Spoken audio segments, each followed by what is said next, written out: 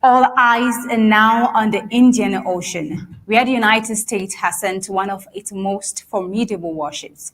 The USS Abraham Lincoln aircraft carrier is entering the region as tensions with Iran rise and security concerns continue to mount the U.S. The U.S. might be reinstating its military position in the Middle East once again. Meanwhile, its supreme leader, Ayatollah, has gone underground in Iran. What are the underlying moves? Let's get into the details. Good afternoon and welcome. I am Thabita Akwa. Let's begin.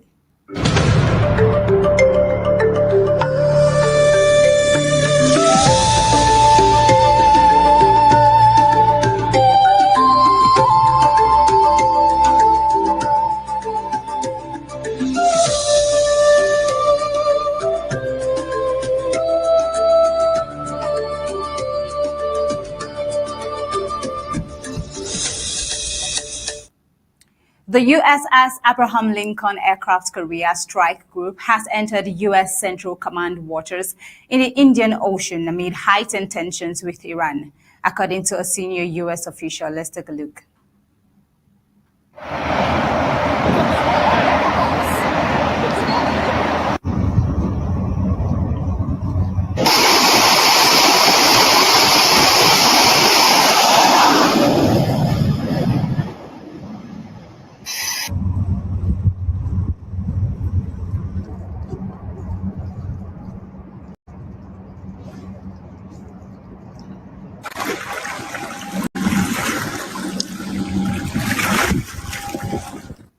The deployment comes as reports indicate Iran's supreme leader, Ayatollah Ali Khamenei, has gone underground, raising concerns that Tehran may be preparing for possible military action. U.S. officials say the carrier is not yet positioned for potential strikes, but forms part of Washington's broader effort to reinforce its military posture in the region. President Trump has responded concerning Iran's threat to retaliate, especially at this time, and they are seeking for a deal. Let's take a look. Yeah, Iran said that the last time I blew them up with the nuclear capability, which they don't have any longer. So Iran said that the last time. They better behave. Meanwhile, defense analysts warned that Iran's expanding fleet of unmanned aerial vehicles present a growing challenge to U.S. naval forces. Experts say Tehran has developed an effective asymmetric capability by pairing low-cost drones with relatively inexpensive warheads, allowing it to threaten advanced military platforms. According to drone warfare specialists, Iran could deploy large numbers of unsophisticated drones simultaneously in saturated attacks that may overwhelm traditional ship defenses. U.S. surface vessels operating near Iran are considered especially vulnerable due to their size, speed, and radar visibility. Meanwhile, U.S. officials say Washington is responding to increasing instability inside Iran by strengthening its military presence across air, land, and sea domains, while also closely monitoring development in Syria. As part of the build-up, a squadron of F-15 fighter jets has deployed to the region alongside C-17 transport aircraft carrying heavy equipment. While the U.S. and its allies continue to develop counter-drone defenses, uncertainty remains over the carrier strike group's ability to manage large, coordinated drone formations. Analysts note that Iran's emphasis on high-volume, one-way strike drones designed to detonate on impact has become a central concern for U.S. planners. The Pentagon has not disclosed further operational details regarding the USS Abraham Lincoln's mission. Now, away from Iran and bringing you over to the UK. British Prime Minister Keir Starmer will travel to China on Tuesday, becoming the first UK leader to visit in 8 years, as his government seeks to repair relations with the world's second largest economy, while managing growing tensions with the United States. Starmer's 3-day visit comes as relations between London and Washington have been unsettled by U.S. President Donald Trump's threat to take control of Greenland and his increasingly unpredictable trade posture. The trip places Britain among a number of Western allies, reassessing their engagement with Beijing amid shifting global power dynamics. Accompanied by 2 cabinet ministers and dozens of business executives, Starmer will hold talks with Chinese leaders in Beijing before traveling to Shanghai. He is also scheduled to make a brief stop in Japan. Since taking office in 2024, Starmer has made resetting ties with China a foreign policy priority after relations deteriorated under previous government. Disputes over Beijing's handling of pro-democracy protests in Hong Kong, alongside allegations of espionage and cyber attacks, has strained diplomatic and economic engagement. The visit underscores Britain's desire to strengthen trade and investment links with China as Starmer seeks to boost economic growth and fund improvement in public services. Government data shows that China was Britain's 4th largest trading partner in the year to mid-2025, with bilateral trade valued at around 100 billion euros.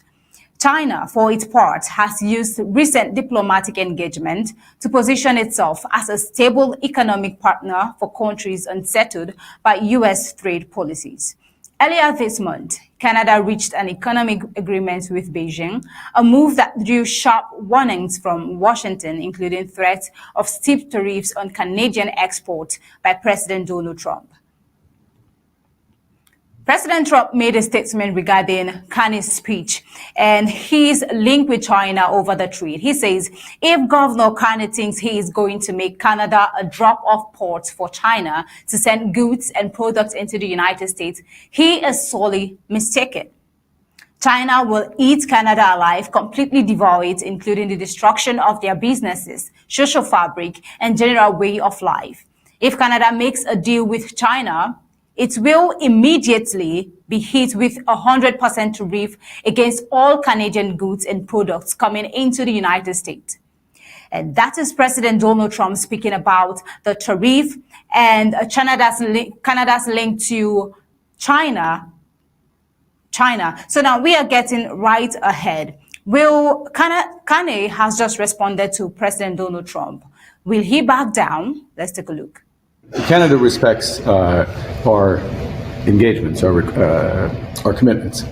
Il y a des engagements dans l'ACM. We have commitments under CUSMA that not to pursue free trade agreements with non-market economies without prior notification. We have no intention of doing that with China or any other non-market economy. What we've done with China is to rectify some issues that developed in the last couple of years.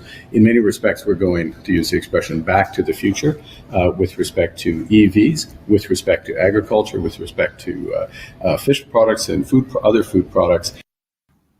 Western leaders, however, have had mixed outcomes from similar outreach.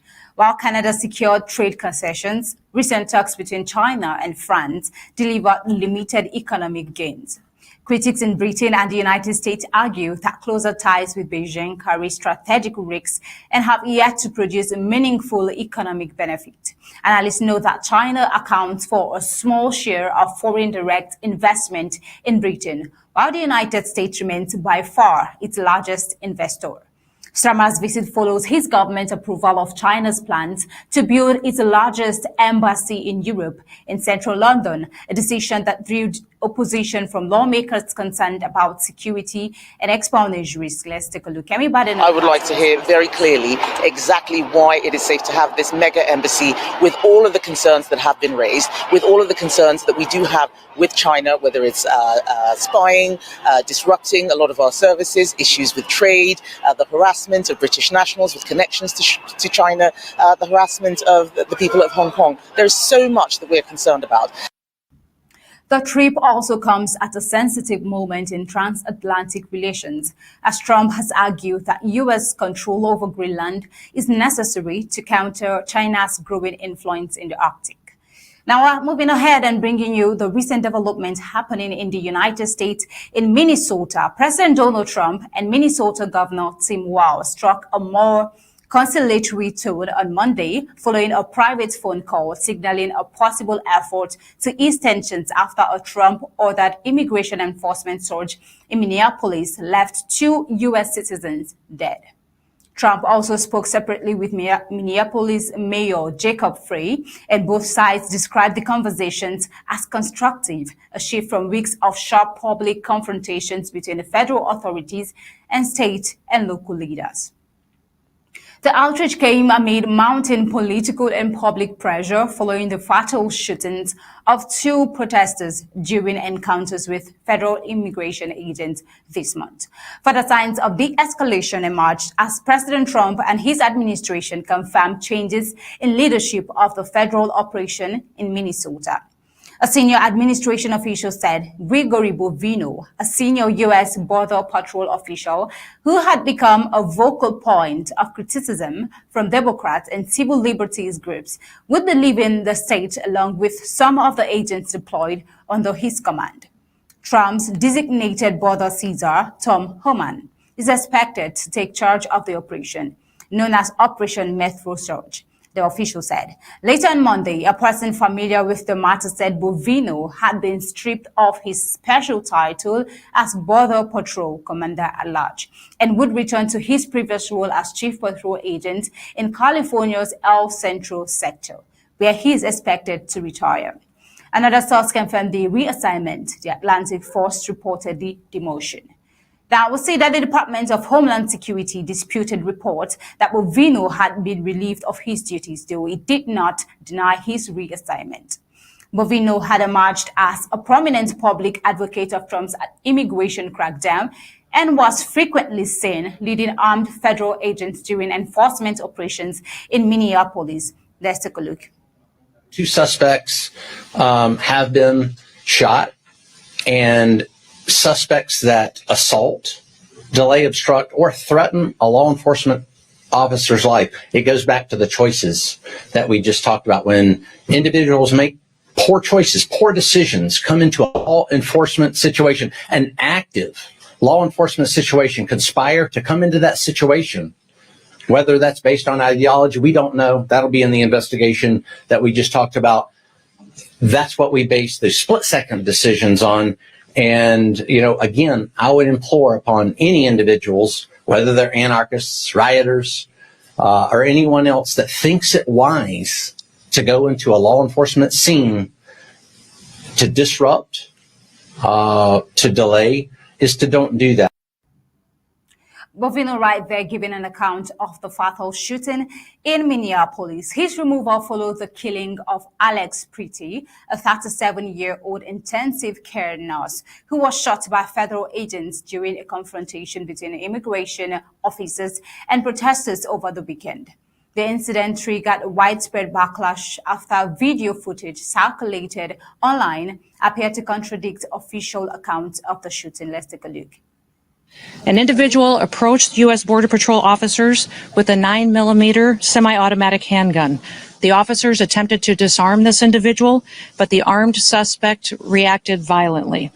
Fearing for his life and for the lives of his fellow officers around him, an agent fired defensive shots.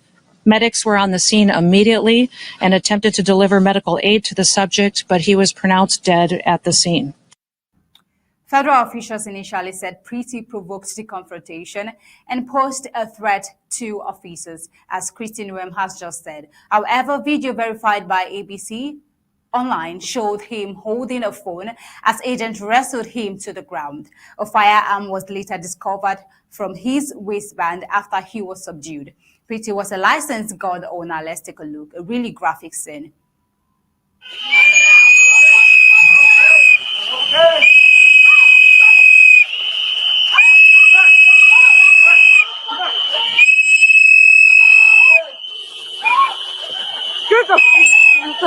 People, what the is wrong with you? Honestly.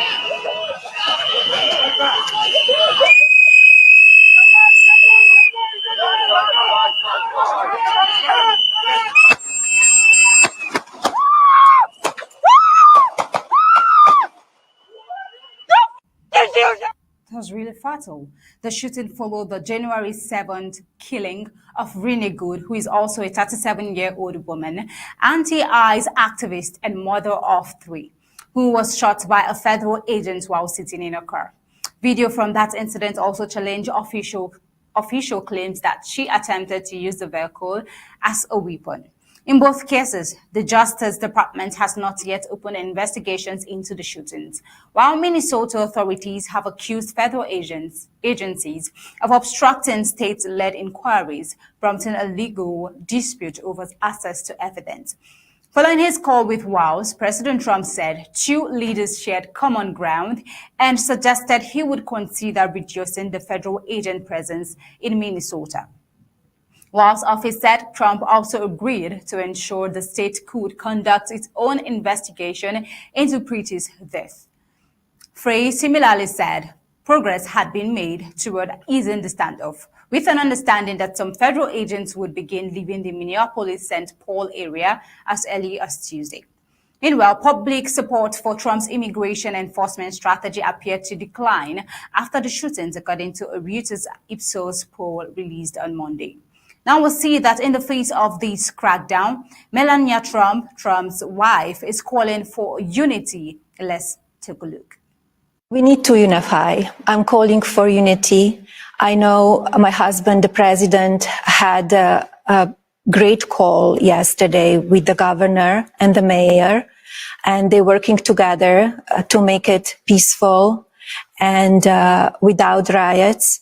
I'm against the violence, so if you protest in peace. Political fallout also surfaced within Trump's party. Chris Mehdow, a leading Republican candidate for Minnesota governor, ended his campaign, citing opposition to the deportation crackdown and warning it had made the race untenable for Republicans. Let's take a look. Today, I announced the end of my campaign. I have two primary reasons for this decision. Number one, I cannot support the National Republican's stated retribution on the citizens of our state, nor can I count myself a member of a party that would do so. Operation Metro Surge has expanded far beyond its stated focus on true public safety threats.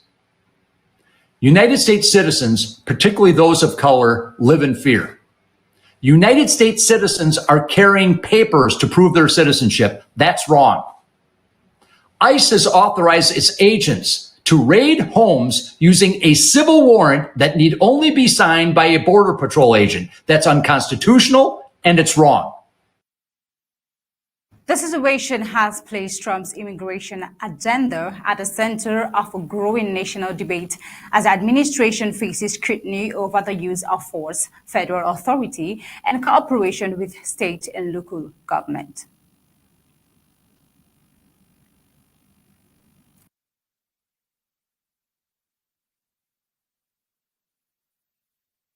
Right there, giving his own view and opinion around the whole situation and how, 2 US citizens are already gone. But then we keep bringing you updates as this report unfolds. Until next time, this is where we'll be drawing the curtain on today's Flash News. Do stay tuned for Horizon, Undaunted at the top of the hour, 8 p.m. Do have a